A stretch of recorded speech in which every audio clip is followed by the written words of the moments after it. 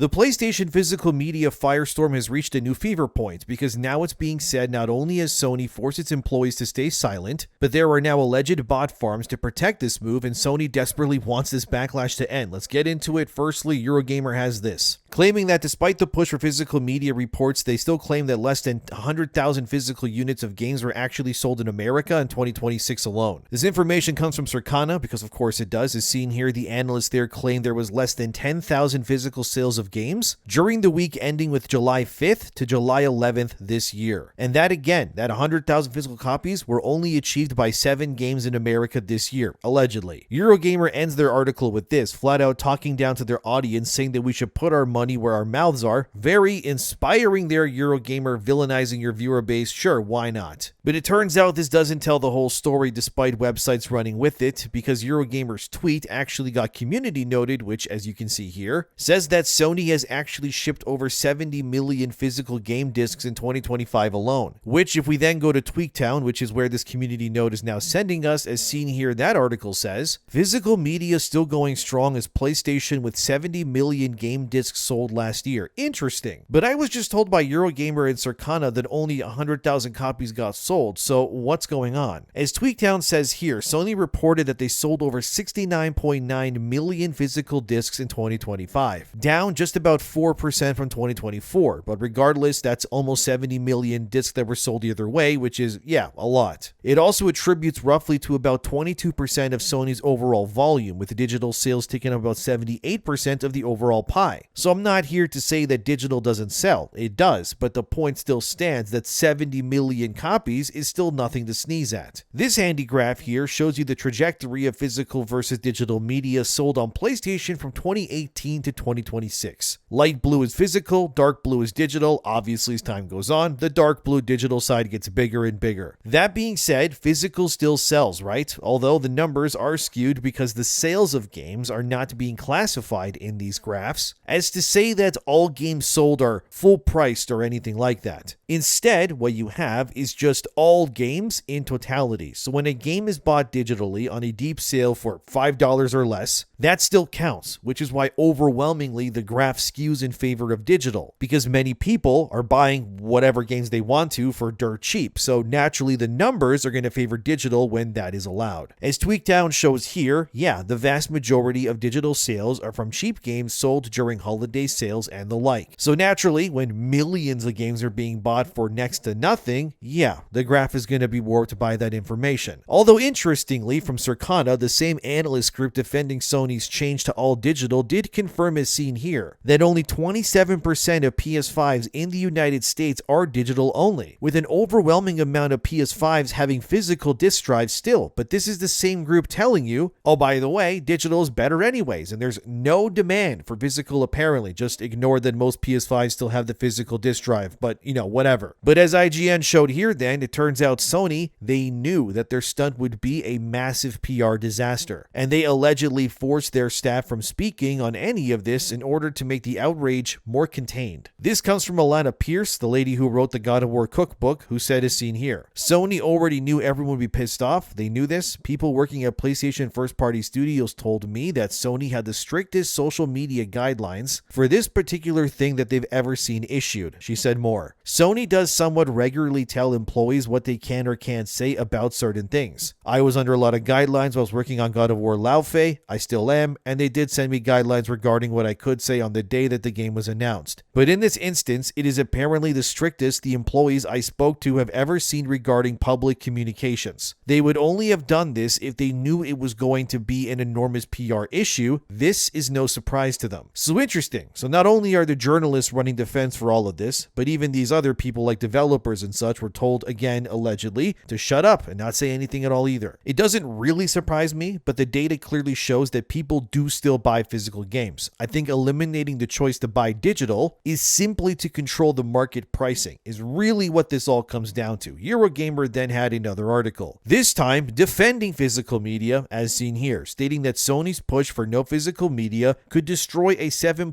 $1.2 billion industry in the coming years. So this information comes from Data Intello, which, as you can see there, they are projecting that the physical media space could actually reach somewhere in the $13 billion range by 2034 based on these projections. So physical media would actually then be going up, about like twice and then some, not down. But I was told by everyone that digital was the future. How could they lie to me like this? Well, you see, the used game market in America alone, as shown here, is somewhere around $2.65 billion in revenue right now, and that around 38% of all video game purchases are actually from used games. I know from my own experience, especially as a kid, when I had zero money pretty much, that used game market, that was a godsend to like someone like me growing up. I would go to the local hobby shops and they would have all kinds of PS3, Xbox 360 games and then some for $5 a pop, and I would load up on random games just to play them. It's how I got to play Turok on PS3 or stuff like the Saboteur or Mercenaries and other games like Army of Two, because I could actually afford them. Singularity, that was a cool game as well. But see, the only way that I could play these games was through a digital sense, and the price was fixed. I would actually have never played any of the games I just listed. I mean, the idea of physical games is a big reason why I even played them to begin with. When I finally got a PlayStation 1 for my birthday one year, my dad bought it for me with a few games: Final Fantasy 9, Final Fantasy 8, Legend of Dragoon. I think I got Final Fantasy Chronicles as well. I think that one was Final Fantasy 4, and I think it was Chrono Trigger in one package. But safe to say, right? The games that I was playing on my PS1 back then, they were nothing short of glorious bangers, just one after another. And afterwards, I would go to my cousin's house, and they would have so many PS1 games, it was ridiculous. And I would borrow them, kind of steal them without them knowing them, bring them back. I gotta be real, because I was a kid, but what are you gonna do? But I would play them right from my older cousin's shelf, like Suikoden and Hoshigami Ruining Blue Earth and Valkyrie Profile, Alundra, Azure Dreams, Kudelka, Parasite Eve, Resident Evil, Dino Crisis, even stuff like Bloody Roar. I think I managed to snag a copy of that for pretty cheap back in the day too. Right? All of that and more was because the legacy of those games could be shared because people owned them physically. The same went for, say, the Super Nintendo. I remember borrowing my cousin's games there as well, and my uncle even gifted me games like Super Mario World, Legend of Zelda, Link to the Past, and even stuff like Mega Man X and Street Fighter 2 even. All these games bought at yard sales and game shops and you name it. It was how I got to experience some of my favorite, most formative memories with video games. And the idea that I can't lend my games to, say, my future kids unless I give them my account or something, it just seems ridiculous to me. These games are, in my opinion, a part of my identity. They formed how I grew up, and many of us, right? They shaped me into liking the things that I like. I still have Chrono Cross physically too. I can still hum the overworld theme in that game in my head no problem to this day. The point here is I think removing these games from being sold, used, or traded is sort of a travesty for the future generations. Physical media in, say, Blu-ray movies is still a big industry for a really big reason, because TV and movies as media has already reached a point where that crowd has realized you better own the things you love or you're kind of cooked. The idea that some service can just remove movies whenever they want to is very anti-consumer, but it's normalized all the same. As seen here in 2025, 28.3% of games sold in Europe were also used games. In Asia, it accounted for roughly 24.6% of all games sold in those regions too. That's about 1/4 of all game sales then still being physical, and that also means that 1/4 of the people who bought games in 2025, actually, they at least own their games, as opposed to the other 3/4 who,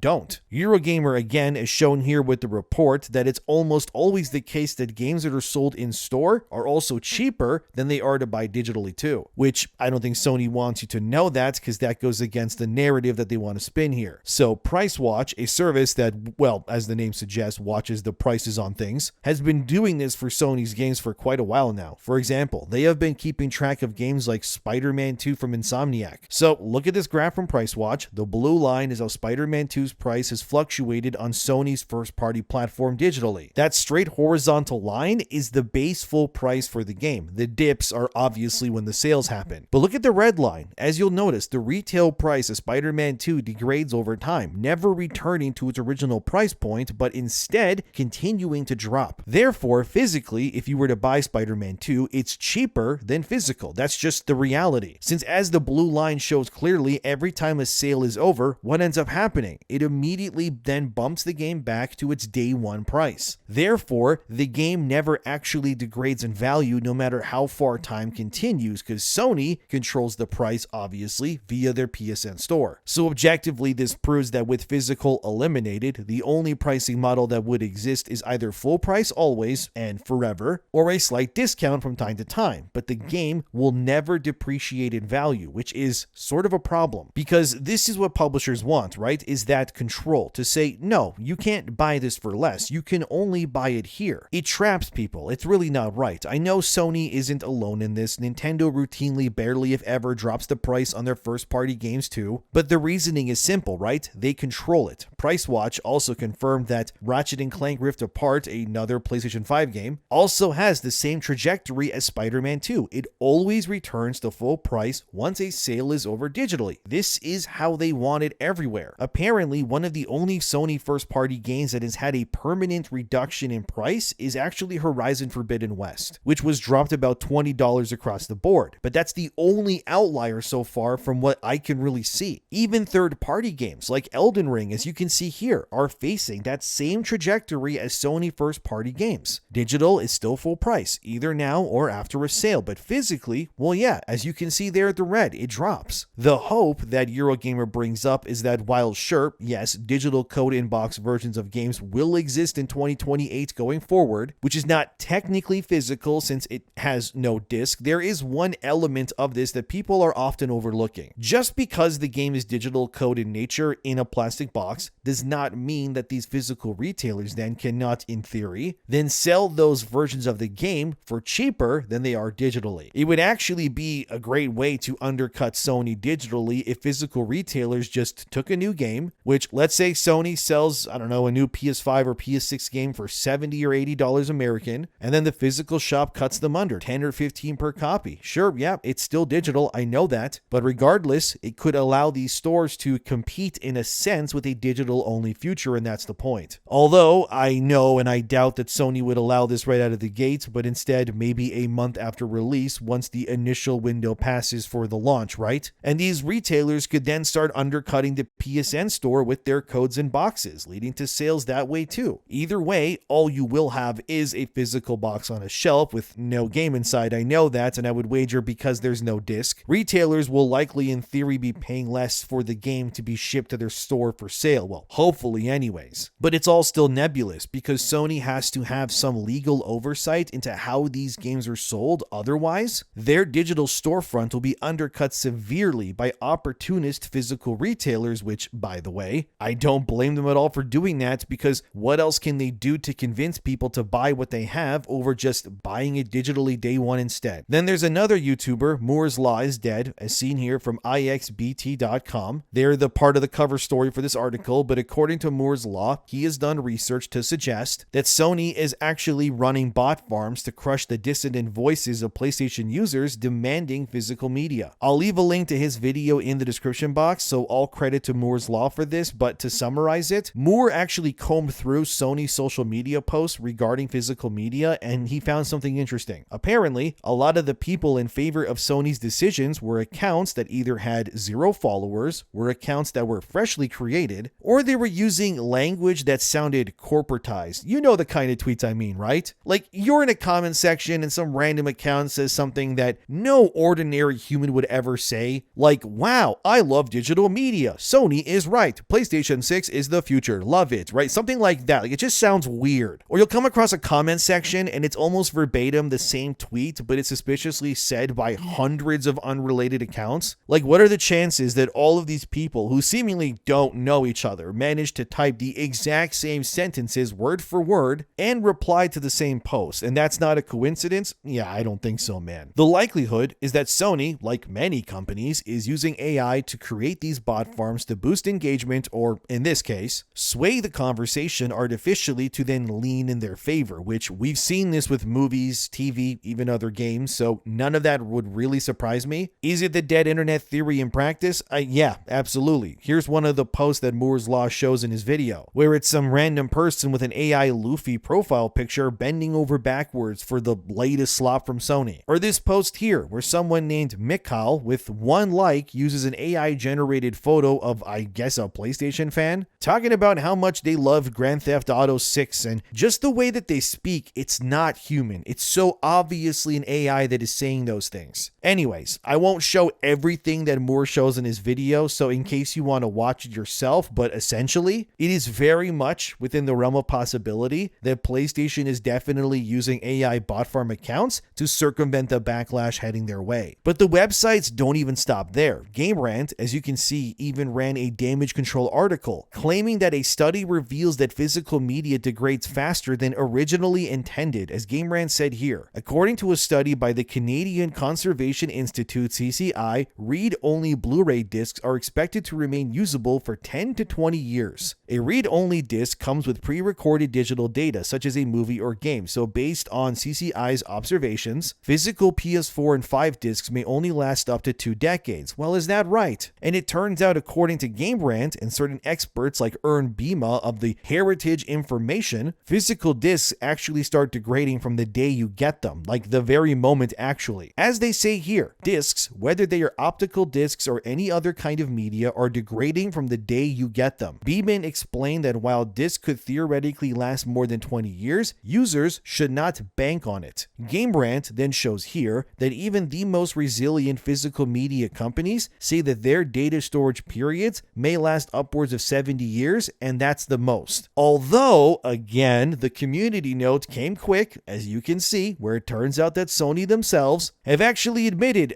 their discs would last anywhere from 30 to, 100 years. But Game Rant just told me it was 10 to 20 years. How could they lie to me like that? A gaming journalism website not telling the truth? Wow, what a shocker. I wouldn't really believe it either way, as this user replied here, showing their vintage Final Fantasy collection, claiming that, it all runs perfectly fine, which I have those games, and guess what? So do mine. I think this is actually just another article written by yet another gaming website trying to normalize something that we aren't buying. Ultimately, what these companies or websites are trying to do is centralize the entire process so that they can control it even more. We want more control over what we can buy with our money. I think we all deserve that, but the companies are vehemently against that. But resorting to alleged bot farms and articles spreading misinformation and cold hard facts telling us that the used game market is looking to grow bigger and not smaller over time, that tells me this is not a series of decisions being made in our best interest as players. It's just being done so that companies can have absolute control over every one of us even more. Older games being able to be sold used gives them a second life as well. It allows people who can't afford expensive games right out of the gate a chance to actually enjoy them. And competition matters, but this is just about removing all of that. And whether these websites want to say physical media can erode in 100 years, guess what can erode even quicker? That's right, digital licenses. All it takes is some guy to hit a few buttons at some server and he slaps the enter key, and now everything is unplayable because of corporate malarkey behind the scenes. So companies can go bankrupt even, or games just get delisted, or online services cease. But guess what will continue to still be there? Oh right, that disc you bought that one time, and that is why this is so important. It's gotten to the point where physical releases still require servers or day one patches just to run properly at release. It's all backwards if you ask me. When a company shuts down a digital storefront, you don't even get to vote on it or negotiate. You simply have to accept the decision because you have nothing else to do with it. Because once the only copy of a game exists behind a corporate storefront, which is where we're heading by the way, then the future of that game depends on someone else and not you. Either way, that's bleak, but to see the damage control being ran the way that it is, it sickens me like no other. So shame on Game Rant and really everyone else. I keep telling you guys, gaming journalism is not there to protect or even service you these days. They are just mouthpieces for corporations now, and now that they've proven it for sure. But what do you think? Let me know. Subscribe if you'd like to. Thanks for being here. Don't lose hope. Keep going, and please always ask questions. Sony in the games industry is doing some really stupid things right now, but it's important to keep voicing your opinion, no matter how many websites tell you that it's not worth it. Thank you, but no thanks, corporal slop websites, but we're past the point of putting our faith in you. We're just going to keep going.